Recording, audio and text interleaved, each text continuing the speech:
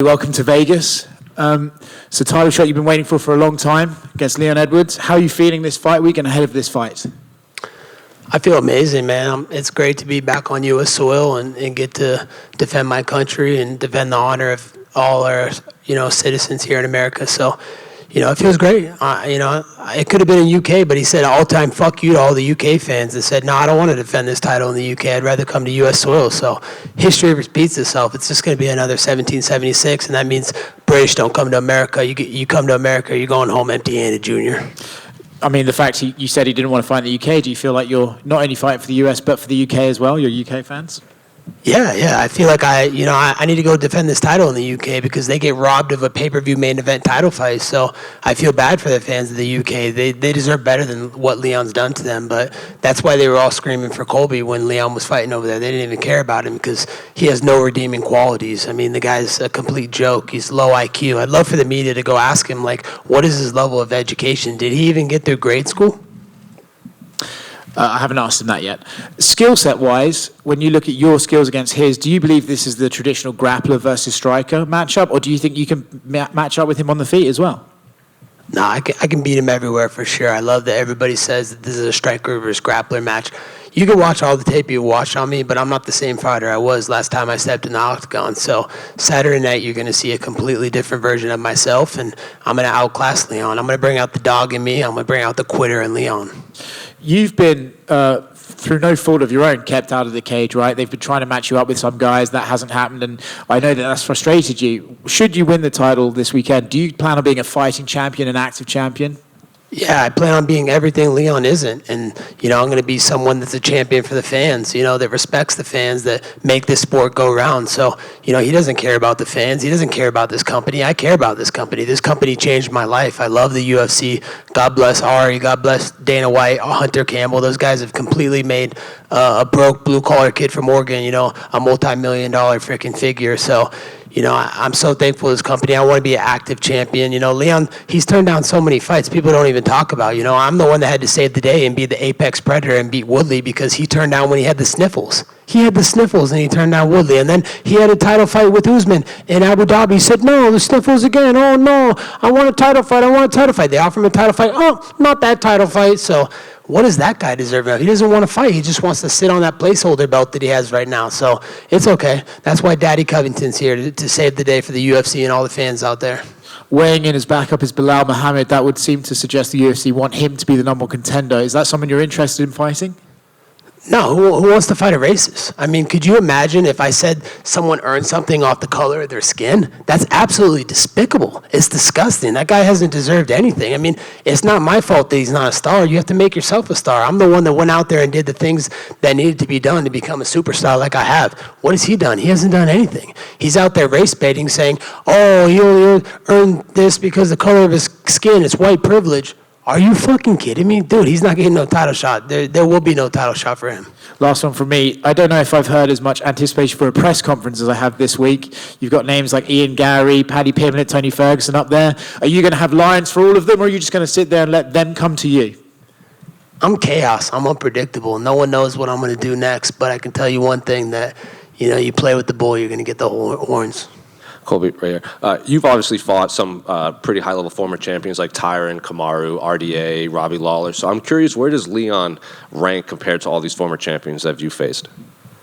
He's at the bottom of the end of where the guys that I fought. I fought in first ballot Hall of Famers, and this guy's had a pretty easy path. Everybody likes to talk about my path to get here. Let's talk about his path. Who did he beat? RDA a couple years after I washed him up. Who did he beat? 40-year-old Cerrone, 40-year-old Nate Diaz, Ricky Waters. Where does his impressive resume come from? Where's his young contenders on his resume? He doesn't have it. It never happened. So, he's nothing impressive. Saturday night, I'm going to expose him for what he is, and that's nothing more than a coward and a low IQ idiot.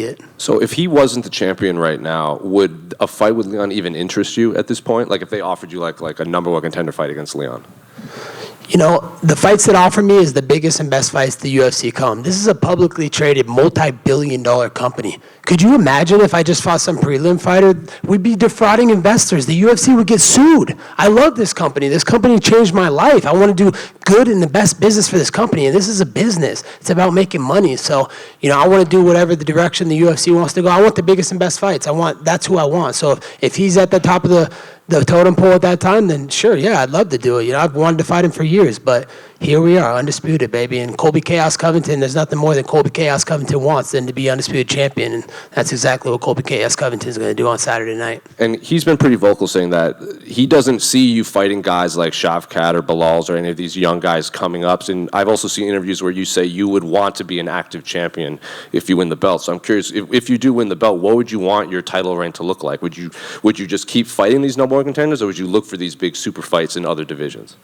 Of course, you know, I'm in my prime physically and mentally. You know, now I'm in a place where I've never been before, you know, and I feel really secure in myself. I feel like I've really well-rounded out my skills, you know, in this time off and gotten better. You know, why these guys are turning me down, there's a reason I'm in this position because, you know, I say yes, yes, yes to every single fight. I've never said no. There's no other guy in the history of the sport that said more yeses to a fight than Colby Chaos Covington. So, you know, Colby's a yes man. He loves his company. He'll say yes to any fight. I just want to make the biggest and best fights for the fans and for the company, and that's exactly what I'll do when I'm champion. Leon also said that when we asked him, the UFC probably wants you to win this fight. So I'm curious, do you feel that way, that the UFC wants you as champion? You know, the UFC doesn't really have favorites. They don't care who the champions are going to be. They put the two best guys that are deserving of the shots, and they let them fight it out for us. So that's what's going to happen on Saturday night. Leon can keep making these excuses, keep saying this stupid stuff that no one believes. I mean, Saturday night it will determine who's the best fighter in the world, and there's no one more deserving of this title than me. Last one for me. There are rumors that maybe Donald Trump might put the belt around you if you do win. Is there any truth to that? There is truth to that. Donald Trump will be in attendance Saturday night, and he's going to wrap that belt around me. I love Dana White, but I've just asked Dana if, you know, he could let Donald put it around me. So, you know, it's going to be a spectacle. It doesn't matter who they put in there Saturday night. They could put the Hulk in there Saturday night. No one's beating me in front of Donald Trump. We're going to make America great again. We're going to make the UFC welterweight division great again because Leon's made an absolute joke of it. And Colby, to your right over here. For so long, really the only thing between you and the title was Kamaru. And since you guys parted, he's been on a skid. He's lost 3 in a row. Just kind of curious what you make of that. And do you feel like if you go out there, you win on Saturday, there's still maybe some unfinished business that he'll come back down to 170 and you guys will fight again?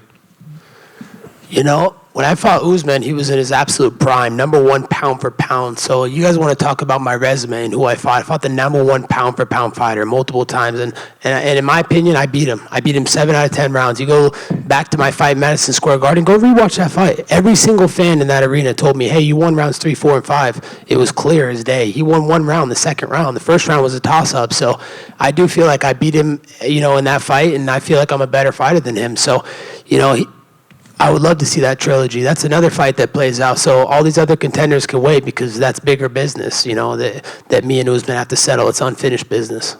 Thanks. Hey, Colby. With you not willing to give Bilal a title shot, there is some welterweights on the card with you. Would you give a title shot to the winner of Shavkat versus Wonderboy, maybe Ian Gary?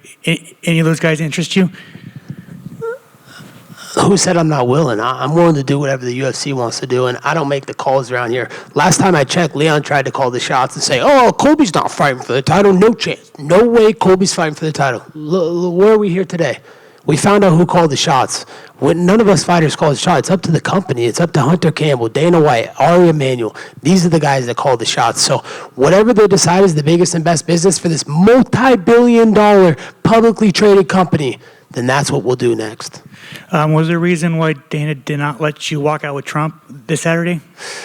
Yeah, there was a reason. He called me about that, and, you know, I asked Donald Trump if he could walk me out. I saw him at Mar-a-Lago before I left, and, you know, I got this suit signed by him, and he said he would walk me out, and then we called the UFC and Dana, and he said logistically, Colby, it would just be too tough. You know, he has, you know, almost 100 Secret Service that come with them, and it would be too much mayhem to get you to the cage and get him there at the same time. So unfortunately, Donald Donald Trump won't be able to walk out with me, but, he'll be cage side, and I'll give him a hug before I enter that octagon, and, I'll see him cage side, and, he'll be putting that belt around my waist Saturday night. Speaking of Kamaru Usman, what do you think of his fight against Khamzat Chimaev? I thought he beat him. I thought he beat Cumshot. He was striking him. I thought he dropped him. Cumshot was scared to strike with him. He didn't even hit him once. Look at the significant strikes that were landed. So, if that was a 5-round fight, Usman would have destroyed him. He would have finished him in those championship rounds. So, I thought he looked good. He took it on 4 or 5 days' notice, at 185. So, up a weight class. He never fought in that weight class. So, I thought he beat him, and I think a lot of the fans thought that as well. And finally, for me, earlier this week, you called Sean Strickland an excuse of a human being. What's up with that? Dude, can you not all relate? I mean, the guy said that women only belong in the kitchen. If you told that to my friend Candace Owens, she would literally run circles around him and make him look like the amateur jabroni that he is. I mean, the guy's the easiest fight in the division. I mean, there's a reason that he ran away from my division, because he couldn't cut it. So, I'm just speaking facts and what everybody believes and thinks as well. Colby, down here to your left. You said that Leon is a quitter. Is that just a summation that you made from what you saw in his fight with Kamaru Usman, or was that something that you saw in him beforehand? Yeah, it was the first fight with Usman where I saw that he has that quitter in him. So, I'm going to bring him to that dark place, and, I'm going to bring out the dog in me and the quitter in him. So, I know he has a deep down side. Even in the second fight, he had it too, and his coach had to wake him up. Leon, oh, come on, you're back and you're quitting. Don't give up. So, he's a mumbling idiot, and Saturday night, I'm going to bring that quitter back out of him. And obviously, this is your third opportunity of getting the undisputed title. Would it be a lot sweeter for you getting it this time around than the first time, considering you've picked yourself up the metaphorical canvas twice to do it? Absolutely. It's the same path and journey that Donald Trump's had to go on. We've been cheated out of, titles, out of, his presidency, out of my last undisputed title in Madison Square Garden. But there's one thing about me and Donald Trump, and that's when we face adversity, we can be delayed, but we will not be denied. And final one for me, if there's one thing that impresses you about Leon, what is it? The guy has no redeeming qualities. He's not likable. I mean, literally, the guy's made a joke of our division. He wants to sit and not fight anybody. He just wants to sit on the reign forever as the placeholder. So there's literally nothing I can say good about Leon. This fight's personal. He has what I want, and that's the undisputed title. And there's nothing more that Colby Covington wants than that undisputed title. So Colby Covington gets what he wants. Colby, right here. Over here. Just wanted to get your thoughts, right here, brother. Just wanted to get your thoughts on the Nelk boys and your relationship. I know you just signed with Team Happy Dad. We've seen you working out with Kyle in Miami. What's your relationship with those guys like right now? Yeah, I got a great relationship with the Happy Dad team and the Nelk boys. Big shout out to Kyle Forgard. He did a lot of training with me this camp, and that guy has the dog in him. So it was great to train with a guy that has the dog in him. He was able to push me to a level that I didn't think I could be pushed to. So we got some great strength and conditioning training in together, and I feel like that's going to make a difference on Saturday night. Colby right behind him. The UFC recently went to Miami again for the first time in a long time, and looks like they're heading back soon. Now that Miami is back on the travel schedule, is that one of your bucket list items before you call it a career? Absolutely. Everybody knows I'm the king of Miami. I run those streets. I train in the heart of Miami, in Hialeah, Miami. So, no one's more Miami than me. I've been there for 15 years now, so I love representing the 305. I put them on my back every time I go into fight. Everybody knows I love my South Beach Mamacitas. They're the ones that give me the best cardio for my fights, the bedroom cardio. That's why I'm the cardio king. So, yeah, I would love to fight and headline in Miami. I mean, who knows? Maybe I'll come and show up and fight in March. I think that's a good turnaround time. So, hopefully they'll let me headline that March Miami show. Or if not, maybe we can come back in the summer or before year's end. I asked Dana earlier in one of the contender conferences about potentially having UFC 305 out in Miami. Is that something you'd like to do? Oh man, that would be so incredible. I love the sound of that. I think that's a great storyline, and no better way than Miami's son, Colby Covington. So I'd love to do that. That'd be a dream come true, and it'd bring the best out of me, fighting him in my backyard and getting to sleep in my own bed. It'd be so amazing. I wouldn't turn down a home date like Leon would. And last one for me, obviously, you and Kamaru Usman have had one of the most historic and heated rivalries in the UFC, but he's showing you a lot of respect going into this fight week. I mean, what do you make of all that respect he's been giving you? Yeah, it was definitely surprising. It caught me off guard. I really don't know what to make of it. I haven't really processed it fully, but I can tell you one thing is that he spent 10 rounds in that octagon with me, and he knows what I'm capable of. He knows the dog that's inside of me. So, he's only speaking truth and facts, and shout out to Marty. Thank you. Colby, hey, I'm here. Shavkat Rakhmonov said that he will bring the belt to Kazakhstan next year. Will you be ready to face him if you become a new champion? Whoever the UFC deems necessary, that's who I want to fight. If it's Shit Rat, if it's Islam, if it's fucking Sean Strickland. The one thing's for sure, I'm going to make welterweight division great again. I'm here to stay, and if these guys want to fight me, they're going to have to come to my division. So, like I said before, it's a publicly traded company, multi-billion-dollar company. I love this company so much, changed my life. So I want to do the biggest and best business for the company. So whatever Hunter, Dana, and Ari decide, I'm up for it, dude. I never said no to a fight. I've said yes to every single fight in my career. Never pulled out of one fight either. Will you be ready to fight more often if you become a champion? Of course. I've wanted to be more often and more active. This is because other people have been turning down fights with me. Khamzat Chimaev ran away from me. He was scared of my shadow. So, of course, he had to go up to an easy weight division. Everybody knows 170 is the premier division. It's the toughest division in the UFC. So, this is what most people on this earth walk around at, about 170 pounds. So, of course, Khamzat was scared to fight, and then there were some other people that were scared to fight, and, now we're here. All I can do is fight who they put in front of me. I can't go out there and fight some prelim guy because then they defraud the investors and they're going to get sued. So, anytime, anywhere, anyone. That's Colby Chaos Covington's moniker. Right here, Colby. Leon said ahead of this fight that he just doesn't want to fight you or wait, he wants to retire you. What's your response to that? Wow, it's the first time he opened his mouth this whole time. He was scared to fight me. I mean, he got forced to fight me, so he didn't want to fight me. He knows deep down inside what's going to happen on Saturday night and what Colby's coming after him. So what I have to say to that is he's definitely not going to retire me. I just signed a new contract with the UFC. I'm going to be a lifetime fighter, and I'm not going anywhere anytime soon. I'm physically and mentally in my prime, and the best is yet to come from Colby Chaos Covington. You said you want to make the welterweight division great again. Is there any thoughts about going up and making the middleweight division great once again? How can I I could probably make them both great at the same time, but, my focus is on welterweight. I want to make this division great again. I want to solidify myself as an all-time great and the greatest welterweight of all time, so I have a lot of work to do in welterweight, and luckily I'm young and 35 years young and in my prime and mentally and physically, so, I got a lot of work to do, and I want to clear out this division first before I go out to middleweight. So anybody who wants to fight, super fight or not, you're going to have to come to welterweight. Last one from me. You paraded the suit that you're wearing there before you came on with us. What's the backstory to it?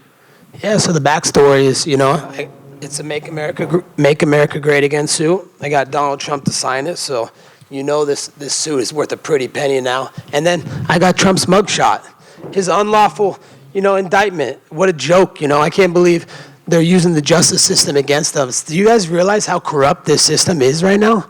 Like they're weaponizing the judicial system, the DOJ.